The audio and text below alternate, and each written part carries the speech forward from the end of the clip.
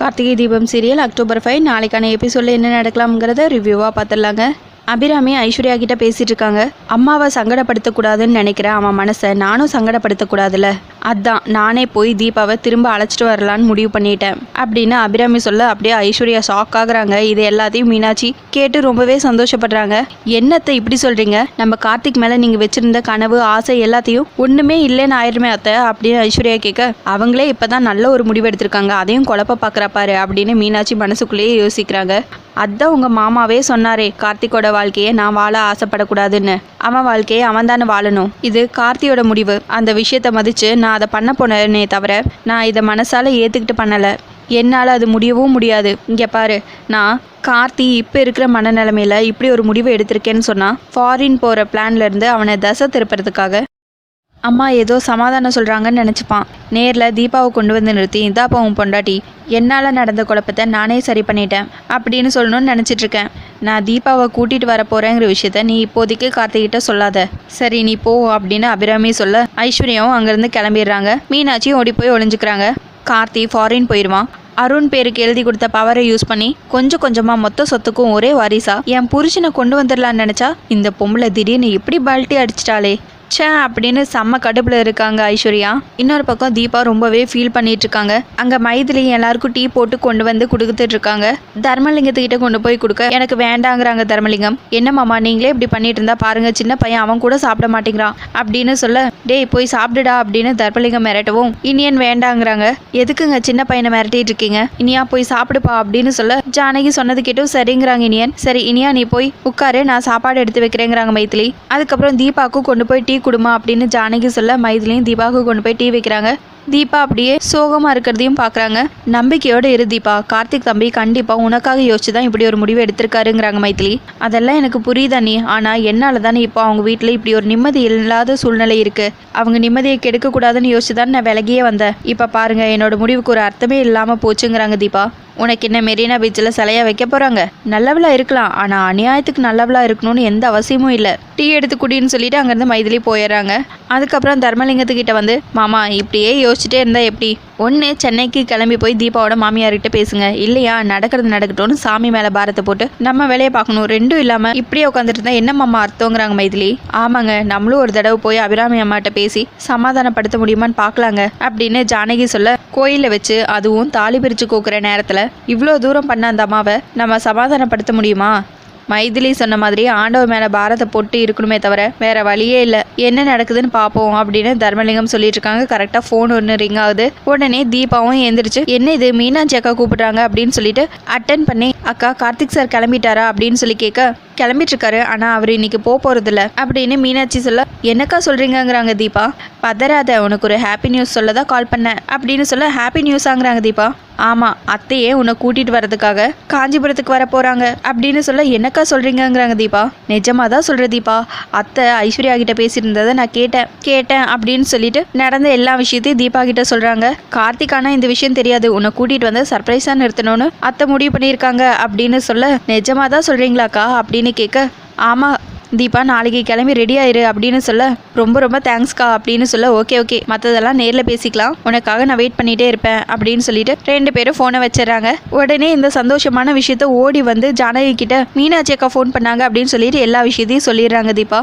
எல்லாரும் ரொம்ப சந்தோஷப்படுறாங்க. நிஜமாவா தீபா, அபிராமி அம்மாவே வந்து உன்னை நேரில் கூட்டிகிட்டு போகிறாங்களா அப்படின்னு மைதிலி கேட்க, ஆமா நீ அப்படின்னு தீபா சொல்ல, முத்தாரம்மா என் வேண்டுதலை காது கொடுத்து கேட்டியே, நாளைக்கே உன் கோயிலுக்கு வந்து நேர்த்தி கடனை தீர்த்தறேன் அப்படின்னு ஜானகி சாமி கிட்ட வேண்டிட்டு இருக்காங்க. பாத்தீங்களா மாமா இப்போ சந்தோஷமா அப்படின்னு மைதிலி தர்மலிங்கத்துக்கிட்ட கேட்க, ஆமாம்மா இதுக்கு மேலே வேற என்னம்மா வேணும், ரொம்ப சந்தோஷமா இருக்குங்கிறாங்க தர்மலிங்கம். இன்னொரு பக்கம் கார்த்திக் ரெடி ஆயிட்டு இருக்காங்க. அப்போ ஒரு கால் வருதுன்னு சொல்லி பேசுறாங்க. ஆமாங்க நானும் ரெடி ஆயிட்டு இருக்கேன் அப்படின்னு கார்த்திக் சொல்லிட்டு இருக்காங்க. கரெக்டாக அந்த டைம்ல மீனாட்சி வந்து பார்க்குறாங்க. போகாத பயணத்துக்கு பெட்டி கட்டிட்டு இருக்கீங்களே கார்த்தி அப்படின்னு மனசுக்குள்ளேயே யோசிக்கிறாங்க. கார்த்திக்கும் மீனாட்சியை பார்த்துறாங்க. அண்ணி வாங்க அண்ணி அப்படின்னு சொல்லி உள்ள கூப்பிட, என்ன கார்த்தி இப்பவே கிளம்பிட்டீங்களா அப்படின்னு கேட்க, 7:30 தான் ஃப்ளைட்டு, இப்போ பேக் பண்ணி வச்சுட்டா கிளம்புறதுக்கு ஈஸியாக இருக்குல்ல அப்படின்னு சொல்ல, நீங்கள் கிளம்ப மாட்டீங்க கார்த்தி அப்படின்னு மனசுக்குள்ளேயே திரும்பவும் யோசிக்கிறாங்க மீனாட்சி. சொல்லுங்க அண்ணி என்ன விஷயம்னு கேட்க, ஒன்றும் இல்லை கார்த்தி போய் தான் ஆகணுமா அப்படின்னு கேட்க, கார்த்திக் அப்படியே சைலண்டாக இருக்காங்க. தீபாவை கூட்டிகிட்டு வரணுங்கிறதுக்காக மறைமுகமாக அத்தைக்கு ப்ரெஷர் கொடுக்குறீங்க அப்படின்னு கேட்க, அண்ணி நான் ப்ரெஷர் கொடுக்கணும்னால நினைக்கல, ஆக்சுவலி இந்த மாதிரி ஒரு சுச்சுவேஷனில் நம்ம நம்ம வீட்டில் இருக்கிறது எனக்கு தான் ப்ரெஷராக இருக்குது. அம்மாவை கஷ்டப்படுத்தக்கூடாதுன்னு நினைக்கிறேன். இப்போ இருக்கிற சுச்சுவேஷனில் நான் இங்கே இருந்தேன்னா அம்மாவோட ஆர்குமெண்ட் வந்துருமோன்னு எனக்கு பயமாக இருக்குது. அப்படியெல்லாம் நடக்கக்கூடாது. நான் அம்மாவோட சுச்சுவேஷனை புரிஞ்சுக்கிட்டேன். அதே சமயம் நான் தீபாக்கும் ஆசட் பண்ணி ஆகணும். அம்மாவுக்கும் சரி தீபாக்கும் சரி அவங்க மனசு புண்படாதபடி நான் ஒரு முடிவு எடுக்கிறதுக்கு இந்த தனிமை அவசியமாக தேவைப்படுது அண்ணி.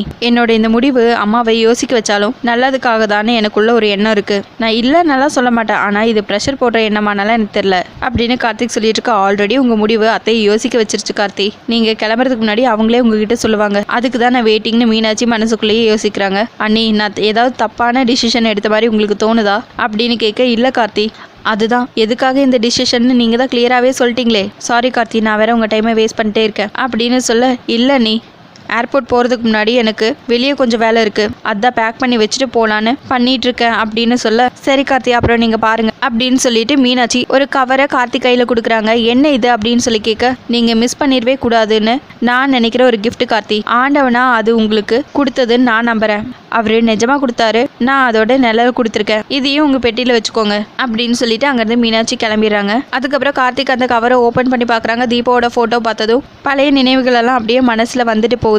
தீபா கை பிடிச்சது, வளையல் போட்டது, தாங்கி பிடிச்சது, மாலை விழுந்தது, சாப்பாடு பரிமாறினது, இந்த மாதிரி நிறைய நினைவுகள் அப்படியே கண்ணாடி வந்துட்டு போகுது. கார்த்திக் ரொம்பவே ஃபீல் பண்ணிட்டு இருக்காங்க. இன்னொரு பக்கம் ஐஸ்வர்யா மீனாட்சி மறைச்சிட்டு இருக்காங்க. மீனாட்சி ஐஸ்வர்யாவை மறைச்சிட்டு இருக்காங்க. நடுவில் அபிராமி வந்து ஐஸ்வர்யா எல்லா விஷயத்தையும் சொன்னாலா அப்படின்னு சொல்லி மீனாட்சி கிட்ட கேட்க, எல்லா விஷயத்தையும் சொன்னாங்க. நீங்க இப்படி ஒரு முடிவு எடுத்ததில் எனக்கு ரொம்ப சந்தோஷங்கிறாங்க மீனாட்சி. எல்லாமே கார்த்திக்காக தான். அவன் கஷ்டப்படுறானே, இதை யோசிச்சு தான் நான் இந்த முடிவெடுத்தேன் அப்படின்னு சொல்ல, புரியுதத்த அப்படின்னு சொல்ல, சரி நான் கிளம்புறேன். வீட்டில் வேற யாருக்கும் நான் காஞ்சிபுரம் போற விஷயம் தெரிய வேணாம் அப்படின்னு மீனாட்சி கிட்ட சொல்லிட்டு திரும்பி பாக்குறாங்க ஐஸ்வர்யாவை. ஐஸ்வர்யா முறைச்சு பார்த்துட்டு இருக்கிறத பார்த்ததும், என்ன அப்படி பாக்குற?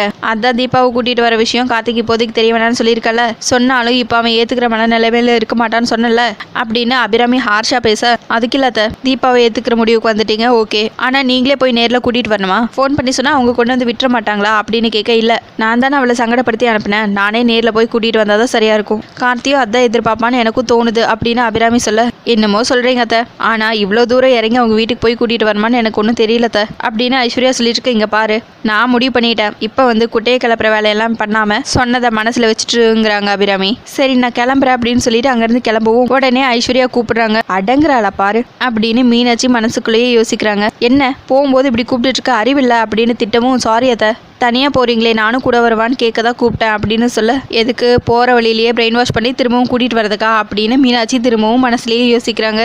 சாரி அத்தை, உடம்பு சரியில்லாதவங்க தனியாக போகிறீங்களேன்னு ஒரு அக்கறையில் தான் கேட்டேன் அப்படின்னு சொல்ல, என்ன உடம்பு சரியில்லாதவளா, என்னடி வளர்ற அப்படின்னு கேட்க, அது வந்து உடம்பு சரியில்லாம போச்சுன்னா ஹெல்ப்புக்கு கூட நானும் வந்தால் நல்லது தானே அத்தை, அதை தான் இப்படி சொல்லிட்டேன் அப்படின்னு சொல்ல, ஏன் எனக்கு இப்போ உடம்பு சரியில்லாம போகணுமா அப்படின்னு கேட்க, அதானே நல்லா கேளுங்கிறாங்க மீனாட்சி மனசுக்குள்ளேயே. சாரி அத்தை நீங்கள் கிளம்புங்க அப்படின்னு ஐஸ்வர்யா சொல்லிடுறாங்க. அதுக்கப்புறம் அபிராமி அங்கேருந்து கிளம்பிடுறாங்க. ஏன் ஐஸ்வர்யா இப்படி இருக்க, ஒருத்தவங்க வெளியே கிளம்பும்போது இப்படியெல்லாம் பேசலாமா அப்படின்னு மீனாட்சி கேட்க, நான் எப்படி இருக்கேன், துணைக்கு கூட வருவான்னு ஒரு நல்ல எண்ணத்துல கேட்டேன். இது ஒரு தப்பான ஐஸ்வர்யா கேட்க, நீ தானே நீ ரொம்ப நல்ல எண்ணத்துல கேட்டிருப்ப அப்படின்னு வாய்க்குள்ளேயே முணங்கிட்டு போறாங்க. என்ன மீனாட்சி அக்கா இன்னமும் வாய்க்குள்ள முணங்கிட்டே போறீங்க அப்படின்னு ஐஸ்வர்யா கேட்க, ஒன்றும் இல்லம்மா ஆளை விடு அப்படின்னு சொல்லிட்டு மீனாட்சி அங்கேருந்து கிளம்பிடுறாங்க. அதுக்கப்புறம் ஐஸ்வர்யா அபிராமி போகிற காரை ஃபோட்டோ எடுத்துக்கிறாங்க. கார்த்தி யூஎஸ் போயிடுவான். என் புருஷன் அபிராமி குரூப்ஸ் ஆஃப் கம்பெனிக்கு எம்டி ஆவாருன்னு பார்த்தா நீங்கள் ஆட்டத்தையா கலைச்சி விடுறீங்க, நான் உங்கள் ஆட்டத்தை மொத்தமாக கலைச்சி போடுறேன், நீங்கள் எப்படி காஞ்சிபுரம் போய் சேருங்க நானும் பார்க்குறேன் அப்படின்னு மனசுக்குள்ளேயே யோசிக்கிறாங்க ஐஸ்வர்யா.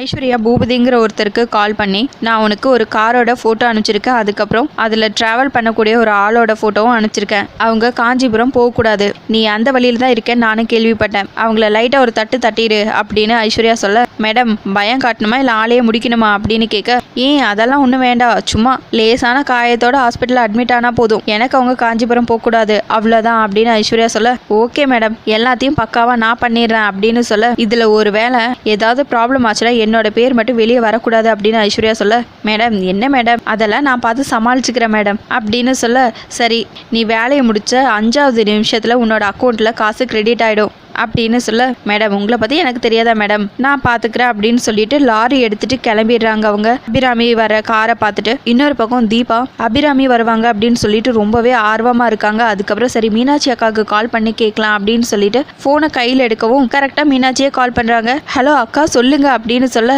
என்ன தீபா ரிங் கூட சரியா போல அதுக்குள்ளே அக்கான்னு உன் வாய்ஸ் கேட்குது அப்படின்னு கேட்க, இல்லைக்கா கையில் ஃபோனை வச்சிருந்தேனா அதான் டக்குன்னு அட்டன் பண்ணிட்டேன் அப்படின்னு சொல்ல, என்ன குரலில் ஒரு எக்ஸ்ட்ரா சந்தோஷம் தெரியுதே அப்படின்னு கேட்க, பவுன்ஸ் கணக்கில் தெரியுதா அப்படின்னு கேட்க, இல்லை இப்போ டன் கணக்குலேயே தெரியுது அப்படின்னு சொல்ல, அக்கா நீங்கள் சொன்னது நிஜம்தானா அப்படின்னு கேட்க, இன்னும் சந்தேகமாகறாங்க மீனாட்சி. இல்லைக்கா, சந்தேகமாக இருந்தால் நான் இவ்வளோ சந்தோஷமாக பேசிகிட்டே இருக்க மாட்டேன். இப்போ நடக்கிறதெல்லாம் கனவா நிஜமாங்கிற மாதிரி ஒரு ஃபீலோடவே இருக்குது அப்படின்னு தீபா சொல்ல, கனவெல்லாம் இல்லை, நான் இப்போ சொன்னது எல்லாமே நிஜம். இப்போ கூட நீ என் காலுக்காக வெயிட் பண்ணிட்டு இருப்பேன்னு தான் நான் கால் பண்ணேன் அப்படின்னு சொல்ல, நிஜம்தான்க்கா, நான் உங்களுக்கு ஃபோன் பண்ணலான்னு நினச்சி தான் கையில் ஃபோனே எடுத்தேன். நீங்கள் கரெக்டாக ஃபோன் பண்ணிட்டீங்க அப்படின்னு சொல்ல, பாத்தியா எனக்கு தெரியுங்கிறாங்க மீனாட்சி. அத்தை எப்போ கிளம்புறாங்க அப்படின்னு கேட்க, அத்தை இங்கேருந்து கிளம்பிட்டாங்க, இப்போ தான் வீட்டை விட்டு கிளம்புனாங்க. அவங்க வழியான் பேச்ச கையோட தான் நான் உனக்கு கால் பண்ணேன். கார்த்தி வேற பாவம் விஷயம் தெரியாமல் ஏர்போர்ட்டுக்கு கிளம்பிட்டு இருக்காரு அப்படின்னு மீனாட்சி சொல்ல, ஏங்கா இப்படி பண்ணுறீங்க, பேசாமல் அவர்கிட்ட சொல்லிடுங்களேன் அப்படின்னு சொல்ல, இருக்கட்டும், எனக்கே இது சமத்திரலாம் இருக்கு. அவர் இந்த வீட்டில இருந்து கிளம்புறப்போ அத்தை உன்னை கூட்டிகிட்டு வந்து முன்னாடி நிறுத்தி, இந்த இடம் உன் பொண்டாட்டி அப்படின்னு சொல்கிற அந்த பொண்ணான மூமெண்ட்டுக்காக தான் நான் வெயிட் பண்ணிட்டு இருக்கேன். என்னம்மா சத்தத்தையே காண வைக்கப்படுறியா அப்படின்னு கேட்க, தீபா வைக்கப்பட்டு இருக்காங்க. சரி, உன்னை நான் கிளம்பி ரெடியாக இருக்க சொன்னேனே, ரெடி ஆகிட்டியா அப்படின்னு கேட்க, சரிக்கா நான் போய் ரெடி ஆகுறேன் அப்படின்னு சொல்லிட்டு தீபாவும் ரெடி ஆகலான்னு சொல்லிட்டு போகிறாங்க. ஒரு பக்கம் அபிராமி தீபாவை கூப்பிட்டதுக்காக வந்துட்டு இருக்காங்க. இன்னொரு பக்கம் அபிராமி காரை இடிக்கிறதுக்காக ஐஸ்வர்யா செட் பண்ண ஆளுங்க லாரியில் பின்னாடியே ஃபாலோ பண்ணி வந்துட்டு இருக்காங்க. அபிராமி வந்து கூட்டிகிட்டு போயிடுவாங்கங்கிற நம்பிக்கையோட தீபா வெயிட் பண்ணிட்டு இருக்காங்க. அதோட எபிசோட முடிச்சிருக்காங்க. உங்களுக்கு இந்த வீடியோ பிடிச்சிருந்தா லைக் அண்ட் சப்ஸ்கிரைப் பண்ணி நம்ம சேனலை சப்போர்ட் பண்ணுங்கள். தேங்க்யூ.